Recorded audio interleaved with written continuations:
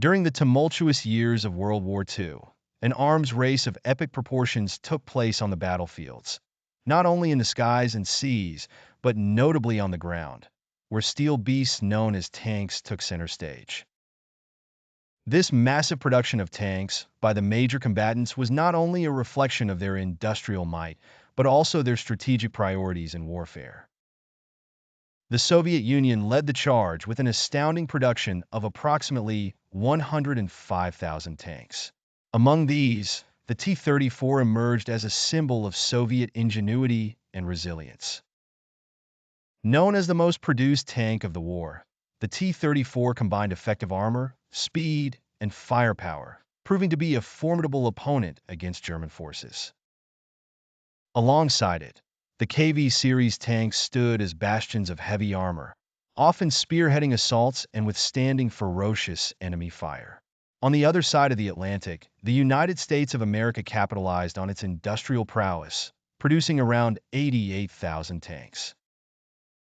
The iconic M4 Sherman was the workhorse of Allied forces, favored for its reliability and ease of production.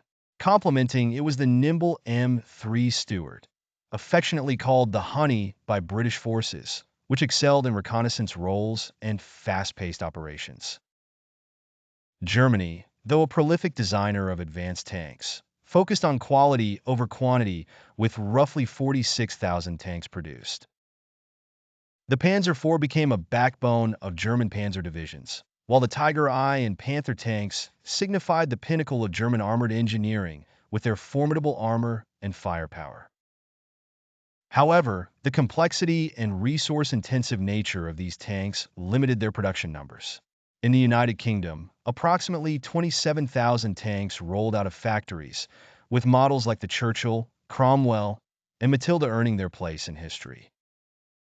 These tanks reflected British strategic needs and their experiences in varied theaters ranging from the deserts of North Africa to the European front. Japan, in a different theater of war, produced about 2,500 tanks, including the Type 95 Hago and the Type 97 Chiha. These reflected a focus on smaller, more mobile units suitable for the Pacific Islands and Asian terrains. Italy, a smaller player in tank production, also produced around 2,500 tanks, with models such as the M13/40 and L335 joining battles primarily in North African campaigns. While other nations like France began tank production, the early German invasion in 1940 curtailed their industrial output significantly. This whirlwind of tank production defined much of the ground warfare during World War II. The Soviet Union's and the United States' massive production numbers underscored their industrial capabilities and the scale of their war efforts. In contrast, Germany's focus on technically advanced tanks highlighted their tactical approach, though constrained by time and cost.